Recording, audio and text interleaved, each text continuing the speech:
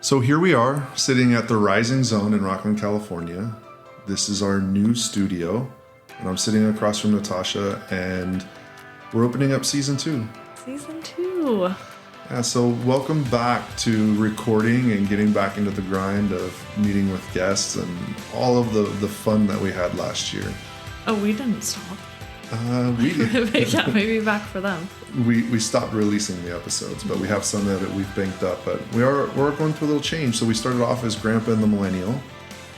We're going through a change. We're going to a new brand, which I want to get to. But I wanted to just take a minute to reflect on last year and talk about what you enjoyed, what you didn't enjoy. And I told you I was going to give you 1 year, and here we are. We're going to go into year 2. So.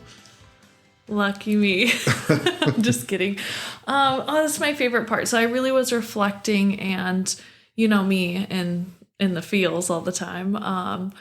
I realized, like, as I looked back at the last year, that we just get in our bubbles. So I think my favorite thing is we have 40, 50 people that we've interviewed, and I consider my network expanded. And if I just list it out like on paper, like I know an interior designer, and I know a professional basketball player, and the youngest woman military captain or Marine captain, Talia.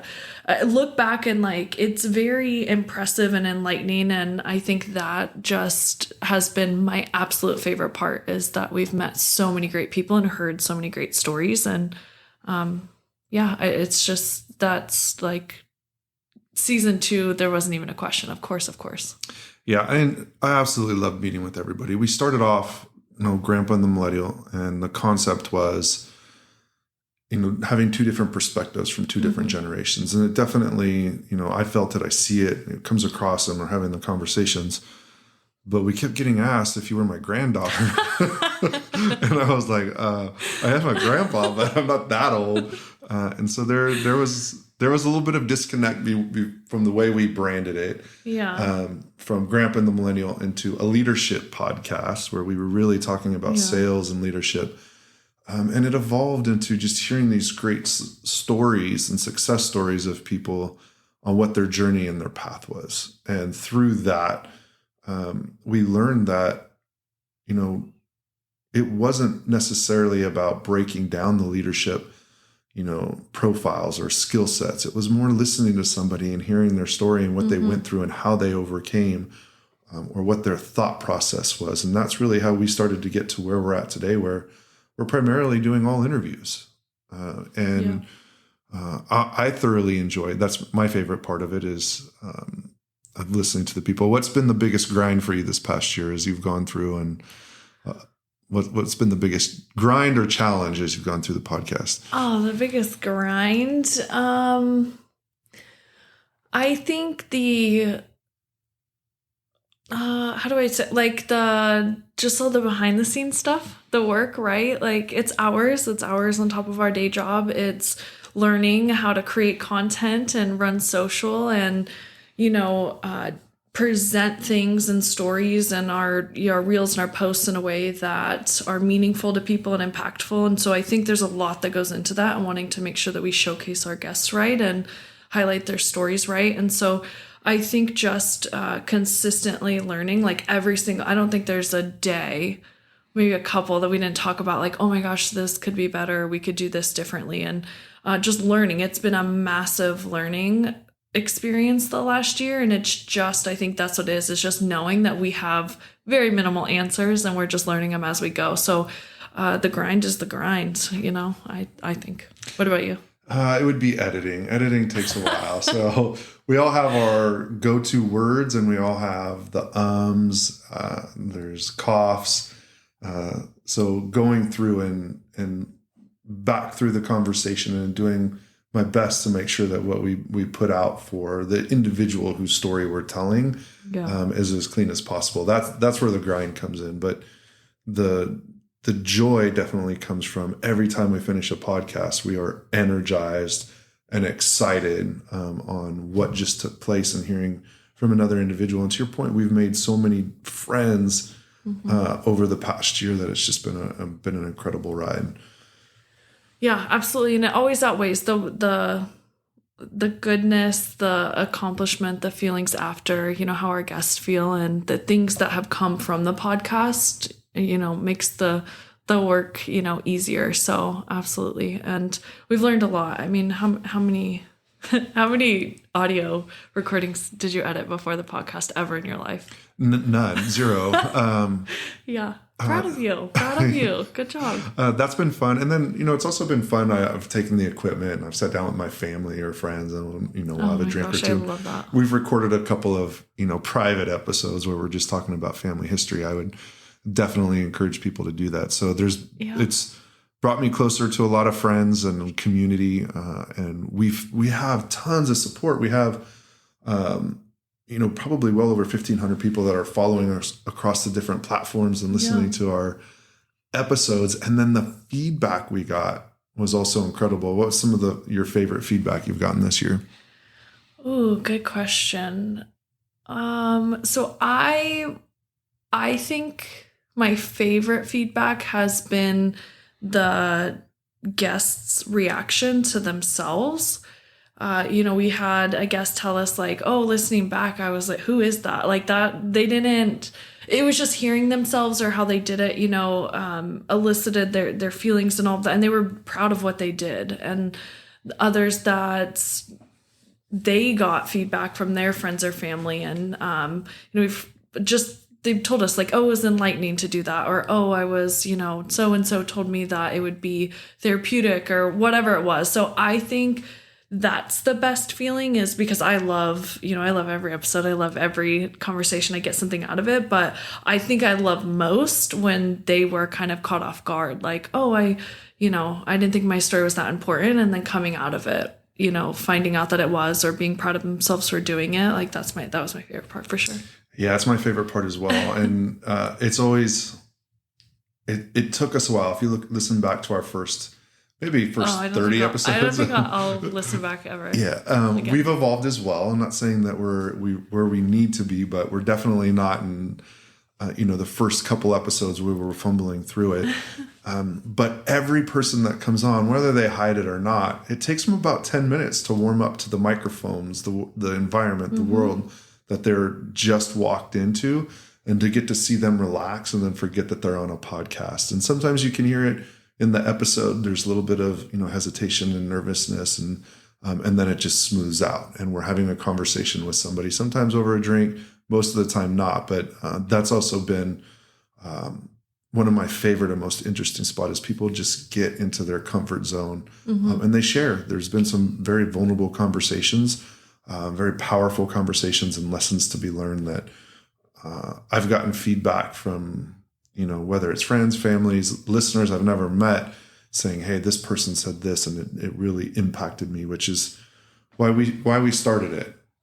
It's exactly why we started it. And the conversations that you don't always have. Well, maybe if you're me, you have them at the, the bar or whatever at the party. But they're conversations that you don't always get to. So no way would I have, even if I had introduced myself to any of our guests or ran into them or even had, a 10-minute conversation, probably wouldn't have gotten as deep or as just insightful of a conversation, which is hands down my favorite part.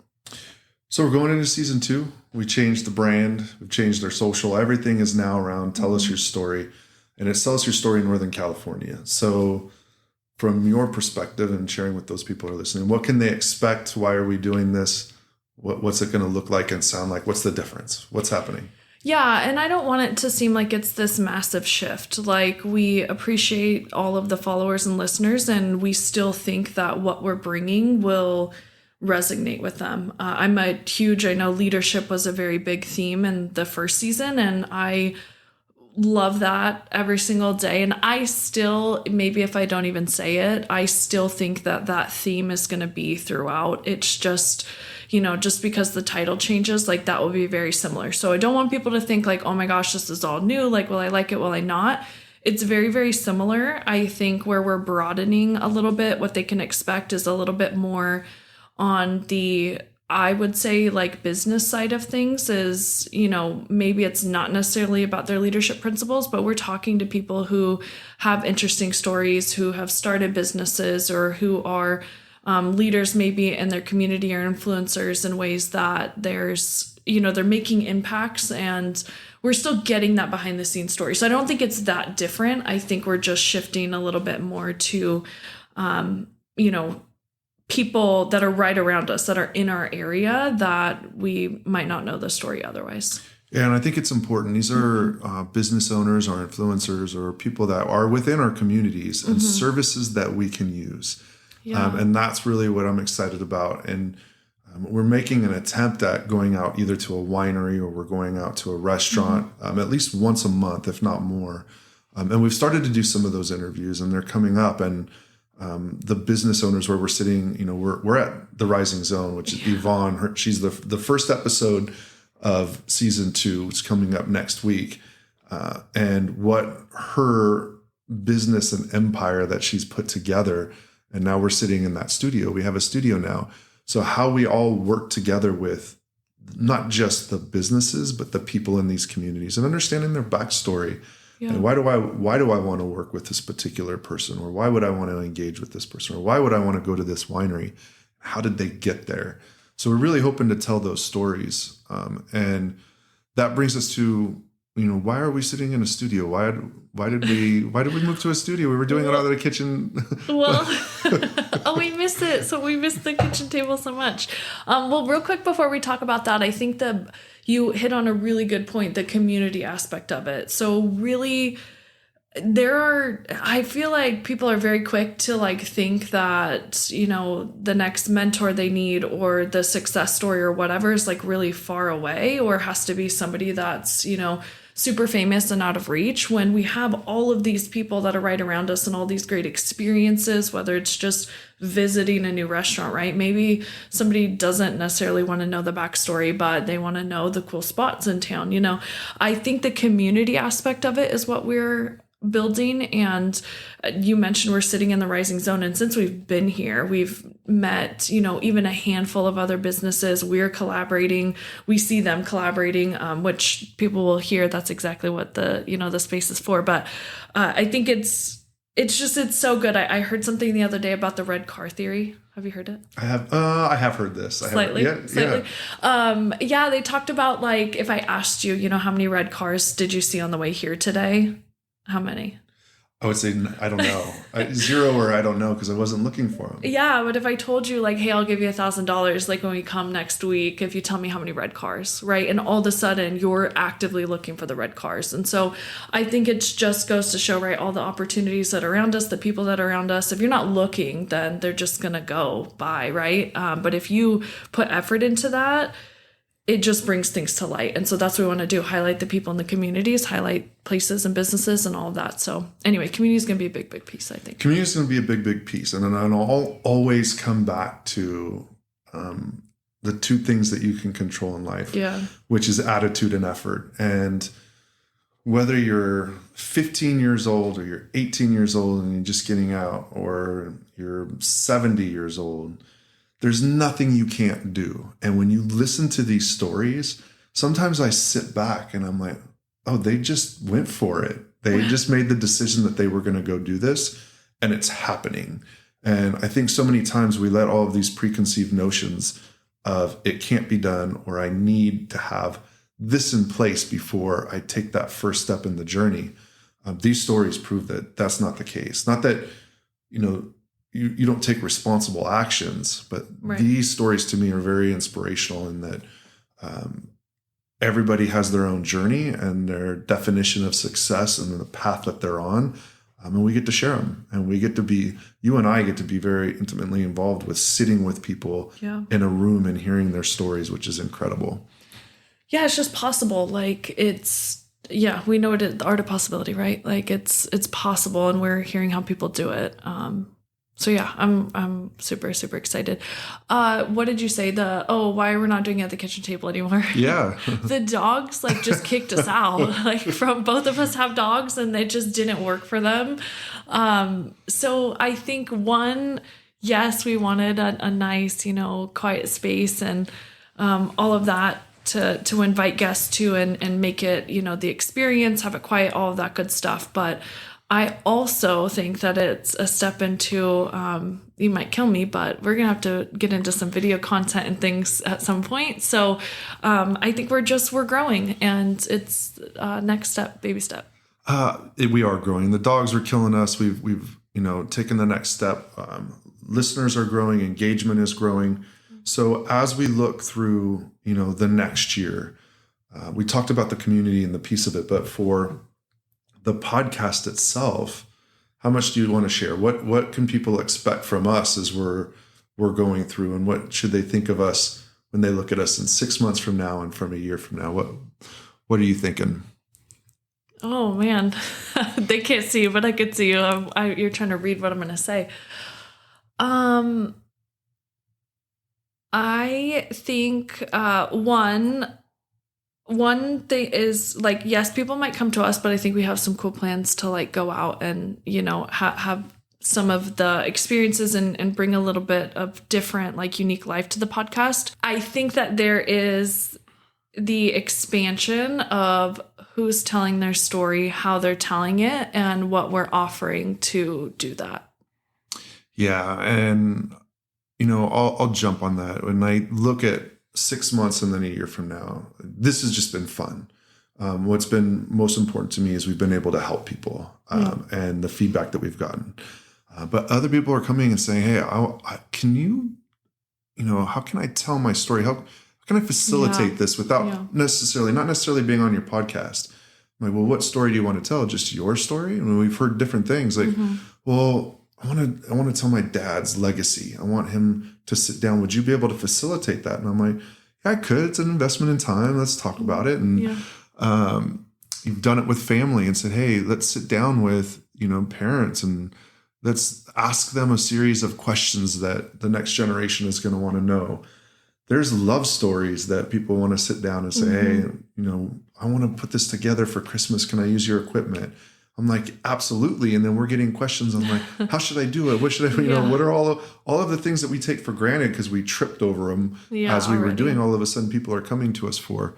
And then I think one of the most important ones is the celebration of life. We've had a couple people where say, hey, can you help? I want to memorialize this individual's story. How can I best do that? And I'm like, we'll absolutely help you there. So there's these paths that we're able to help people and we're growing. And we have such a support system of people that are engaging with us and giving us feedback. And we love all of your feedback. So listening out there, keep giving it to us. You may not see it on all the social, but we get the emails, the texts, the calls. So we're definitely growing. I look forward to the podcast being sponsored in different areas where new listeners can listen to it and being featured in different places and bringing all of the people that are listening to us right now along with us on the journey, because it's not valuable if you guys aren't, when I say you guys, with all of our listeners aren't enjoying the content we're putting out there. Otherwise it ends up being just a great conversation for you and I and the guests. But I love that we have all of these people that are supporting and listening. Yeah. And I think that we're truly practicing what we preach. Like, we sit in and have conversations with people that are building businesses, that are, overcoming challenges, that are saying yes to opportunities. And that's exactly what we're doing. We have been doing it for a year, and up and coming, like, as our listeners, they're on this journey, you said, with us, right? We're going to say yes to things. We're trying new things ourselves. We're getting ideas from, feedback, and we're leaning in where we can. And we're growing in all aspects. It's not just a listener thing or a volume thing. It's growing in what does Tell Us Your Story mean? What does it do? Who's on it? What do we offer? All of that good stuff. So I think we're growing, and we appreciate those that are growing with us. Absolutely. And as we go through, the coming months in this year, something for the listeners to engage with us on our socials, whether it's LinkedIn, Tell Us Your Story, Facebook, Tell Us Your Story, and then same on Instagram. And I think we're even trying on the TikTok. I don't know how any of that stuff works, but we're now telling people who we're going to be interviewing or what industry we're going to be interviewing. And we're asking you to put questions in those social platforms or send them to us. And we're going to take 2 or 3 and we're going to call out our listener and we're going to call out that specific question so that there's more engagement. We have ideas of what we want to talk about, but we also want to know what you want to talk about.